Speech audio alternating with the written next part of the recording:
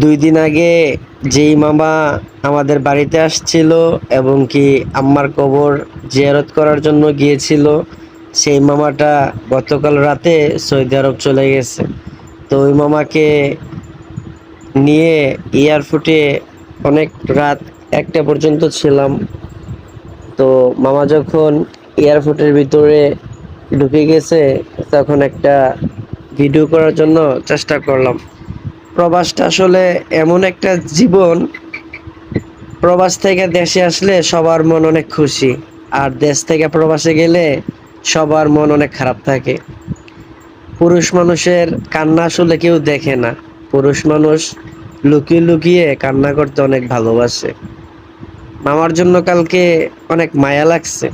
এতটা দিন বাড়িতে ছিল, এখন আবার চলে গেছে।